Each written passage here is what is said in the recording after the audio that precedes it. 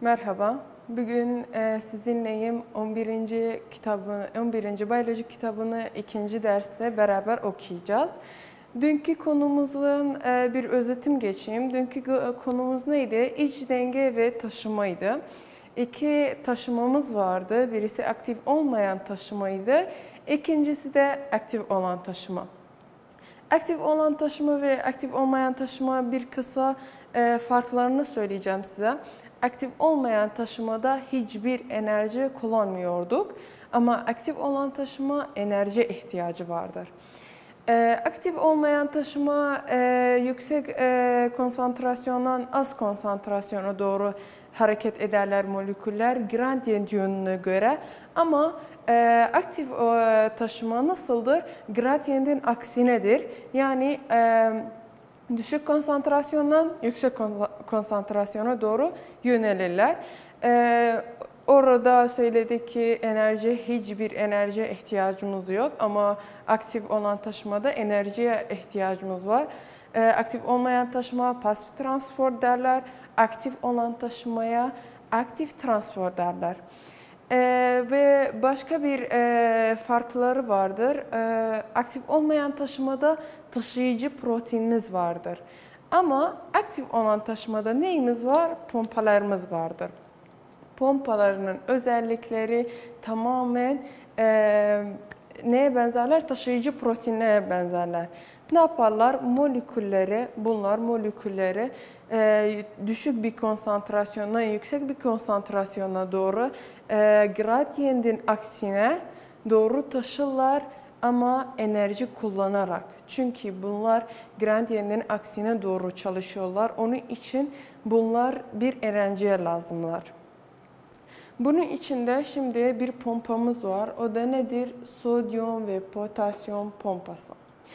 Sodyum ve potasyum pompası adında gözüküyor ki bu sodyum ve potasyum taşar. Nasıl taşar? Bunlar hayvansal hücrelerin aktif taşımalı bir elemanıdır. Aktif taşıma elemanıdır. Bunun için çalışırlar. Sodyum ve potasyum hücresel membrenin içine taşırlar ve çıkış yaptırırlar bu maddelere. Nasıl? Bu demek ki şimdi yani çünkü aktif taşımadır. Onun için enerji lazım bunun için ve düşük konsantrasyondan yüksek konsantrasyona doğru hareket ederler. Bunun içinde hücresel membrenin içinde potasyumun konsantrasyonu yüksek olması lazım. Ve hücresel membrenin dışında sodyumun konsantrasyonu düşük olması lazım. Bu işlemin de gereği nedir? Ne için bu işlem oluyor? Bu dengeyi korumak için. Yani potasyum içeride yüksek olsun diye ve sodyum dışında, hücreselin dışında düşük olsun diye. Şimdi gelelim bakalım bunlar nasıl çalışırlar. Bu potasyum ve sodyum hücresel membrenin içine ve dışına nasıl giriş yaparlar? Başta bu bir taşıyıcı protein. Bu bir taşıyıcı protein. Bunlarsa hücresel membran. Başta sodyum içeriye girmesi lazım. Sodyumu protein yapışır sodyuma. Yapıştığı anda protein şeklini değişir. Şekli değiştiğinde bir fosfor grubumuz vardır. Fosfor grubu bir enerjidir. Çünkü bu aktif bir taşımadır. Ne dedik? Dedik bir enerji ihtiyacı vardır. Bu protein bir enerji ihtiyacı vardır. Enerji olarak ne kullanıyoruz? Fosfor grup kullanıyoruz. Fosfor grup proteine yapıştığı anda protein tamamen şekli değişir ve tüm sodyumlar içeriye girer. proteinin içerine girer ve proteinin içerine girdiği zamanda ve protein kendi şeklini değiştiğinde hücresel membrana giriş yapabilir. Ondan sonra bu protein ne yapar?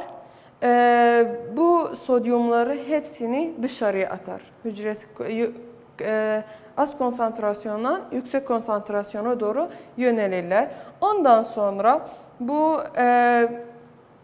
fosfat grup proteindedir. Hala bir proteinde, yapışmış proteine. Bu sefer sodyum çıktı dışarıya. Ne yapacağız bu sefer? Potasyum üzerine çalışacağız. Potasyum ne yapar? Potasyum 2 adet potasyumumuz vardır. Onlar da protein içine girer ve protein kendi şeklini değişir ama bu sefer fosfat gruptan ayrılır. Ayrıldığı zaman ne yapar? Potasyumları da hepsini dışarıya atar. Sonra bunlar bittikten sonra sodyum ve potasyum yerleri düşük konsantrasyondan yüksek konsantrasyona doğru yöneldiğinde protein kendi şekline, kendi haline göre dönecektir. Şimdi gelelim hücresel çıkış ve giriş. Biz bunları biliyoruz ki bazı maddeler kolayca hiçbir enerji kullanmadan hücresel membranın içine giriş yaparlar ve çıkış yaparlar. Ama bazı maddelerimiz var, bu özelliklere sahip değil. Ya bir enerjiye ihtiyacı var ya da bir değişmeye ihtiyacı var giriş ve çıkış yapması için. Çünkü bazı maddeler var sıvıdır ve bazı maddeler var boyutları çok büyük ya da dev moleküllerimiz vardır. Bunun için başka bir yol olmalı ki bu maddeler giriş yapsınlar ve çıkış yapsınlar. Şimdi bakalım bu maddelerin hücresel membrana nasıl giriş yaparlar ve nasıl çıkış yaparlar. Öncelikle giriş yapmayı size bahsedeceğim. Giriş yapmak endositoz derler buna. Endositoz nedir? Sıvı veya dev ya da büyük boyutlu molekülleri içeriye taşır ve çıkış yaptırır bunlara. Bu nasıl bunu yapacak? İki yönü vardır. Birisi pinositoz derler, ikincisi de fagositoz derler. Pinositoz neye aittir? O moleküllere aittir ki su içinde erimişler. Erimiş moleküller sadece pinositla giriş ve çıkış yapabilirler hücresel membrana.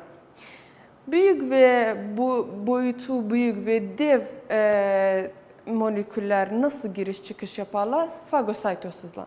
Fagositoz büyük ve dev moleküllere ait bunları giriş yaparlar ve çıkış yaptırırlar böyle bir moleküllere. Bu işlemde nasıl olur?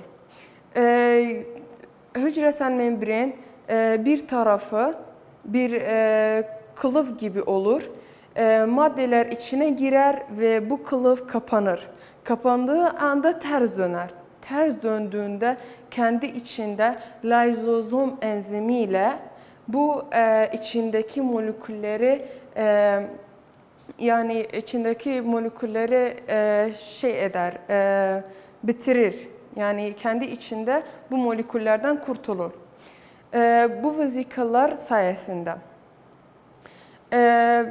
Bazı tek hücreli canlılar vardır. Bu canlılar pinositoz sayesinde kendilerini beslerler.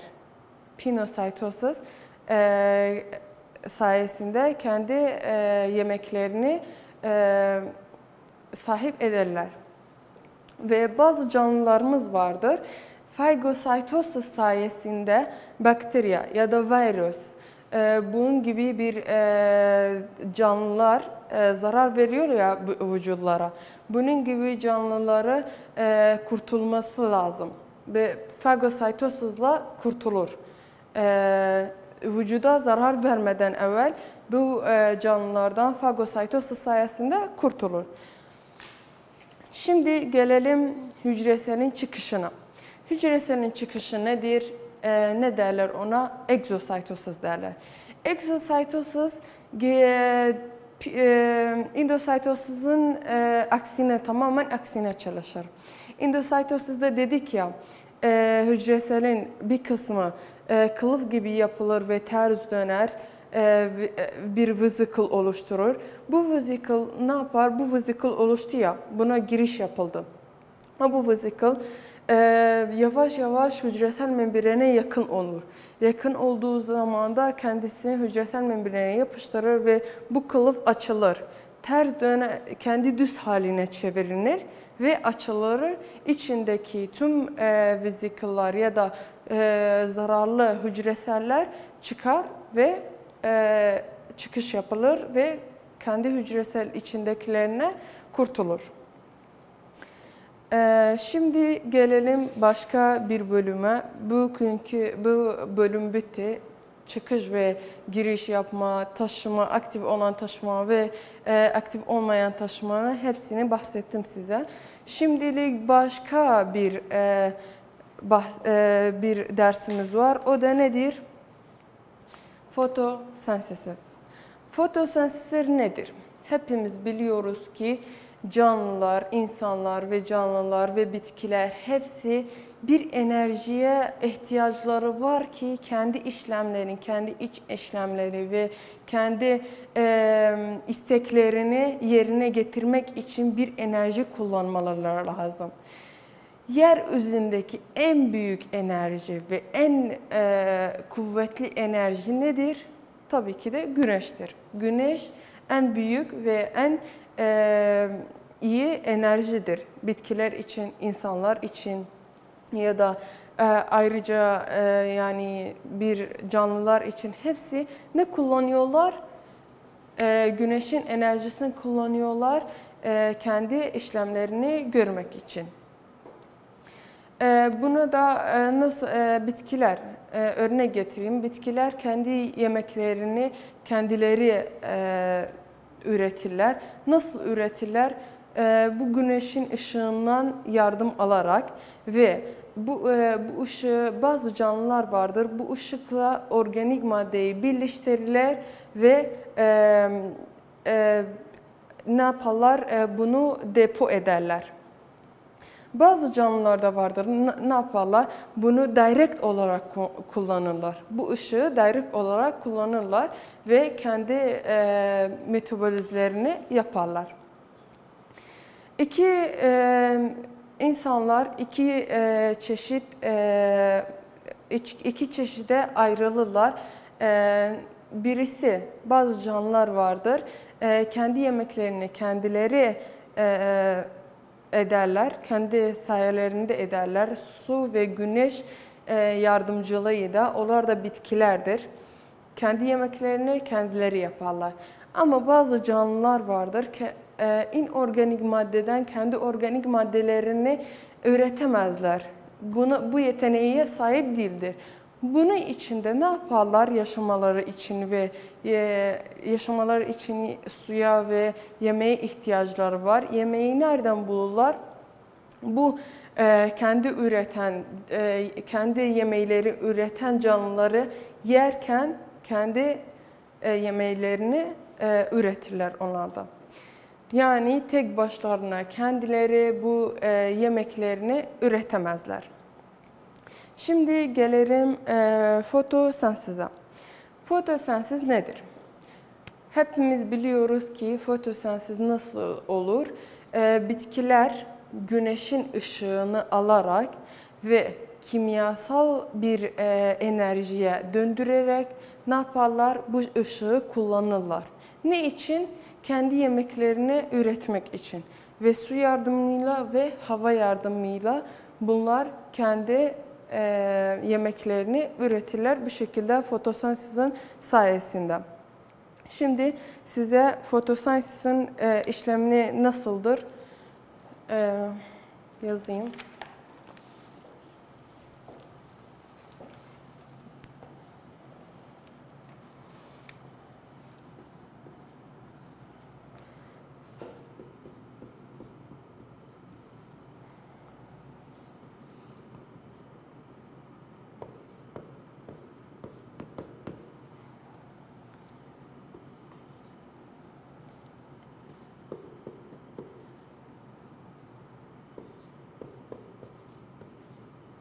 Fotosentezin sonrasında, fotosentezin işleminden sonra bize ne kalır, ne ürenir sonunda? Oksijen ürünür. Şimdi CO2 ile plus su, H2O, enerjiyle, bu enerji nedir? Işıktır. Işıktan gelen enerjidir. Ne ürenir bize? Ne gelir? CH2O, sonunda da ne gelir? Oksijen ürenir.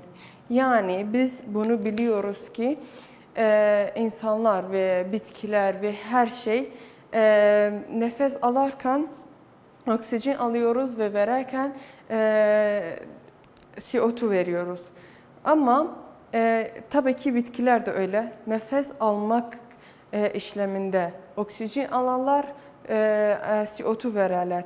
Ama bitkiler bu fotosentezin işleminde oksijen üretirler. Onun için herkes derler ki yani o yerde bitki çoğaldığında oksijeni daha saf, daha iyidir. Şimdi gelelim, bu bir zincirdir tabii ki de. Bu fotosentezin zinciridir ve çok önemlidir. Bunu ezberlemeniz lazımdır. Bu şimdi gelelim buna. Fotosentez nasıl çalışır? Fotosentez için bir şey olmalı ki bu görevi yerine getirsin. Bitkilerin, şimdi yani biz bir bitkimiz var. Bitkinin yaprağını getireceğiz. Bu bitkinin yaprağına eğer bakarsak, mikroskopla bakarsak, bu bitki neden oluşur? Neler, çok çeşit şeyler var içinde. Bu bir önemli çeşit, bir şey vardır, çok önemlidir. Fotosentez onu onun içinde kullanılır ve üretilir. O da yeşil plastittir. Yeşil plastit nedir? Neden oluşur? Yeşil plastit kendisi iki membranlar ulaşılmış. İki membran var. İki membrandan oluşur ve bu membranın içinde başka bir membran var. O da thylakoid derler ona. Thylakoidler bazen böyle üst üste düzülürler. Buna da grana derler. Grana tek bir şey, grana çoktur ama single olarak ne derler? Granium derler. Bu grananın arasında ne vardır ya da etrafında ne vardır? Stroma vardır. Bunlar hepsi ne oluşturur? Plastit oluşturur. Şimdi gelelim ışık ve pigmentler. Işık ve pigmentler nasıldır? Bu ışığı biz güneşten gördüğümüz ışık nasıl görüyoruz? Beyaz bir ışık gibi görüyoruz. Ama aslında bu ışık beyaz değildir. Renklerden ibarettir. Rengarenk renklerden ibarettir ama biz bu rengarengi görmüyoruz. Görmemiz için de şimdi ne yapacağız? Nasıl bir şey yapacağız görmemiz için? Bir prizma, cam prizması getireceğiz. Işığa doğru, yani bunu örnek vereyim. Bu bir cam prizması. Işık buradan girdiği zaman bir beyaz ışıktır. Çıkışında burada rengarenk renkleri görürsün. Prizma sayesinde buradan girdiği ışık beyaz ama buradan çıktığı ışıklar rengarenk bir ışıklardır. Bu renkleri bu prizma sayesinde görürüz. Kırmızı renkle başlar ve mor renkle bitiş yapar. Bunun sayesinde bu renklerde ne gibi yani gelir? Gökkuşağı gibi. Gökkuşağı nasıl rengarenkse bu da bu ışıkta öyle rengarenk ama biz sadece güneşten göreni bir beyaz ışık gibi görüyoruz. Bu prizma sayesinde ışığın renklerini görürüz. Bugün burada bu dersin sonuna geldik. Başka derste inşallah bitireceğiz.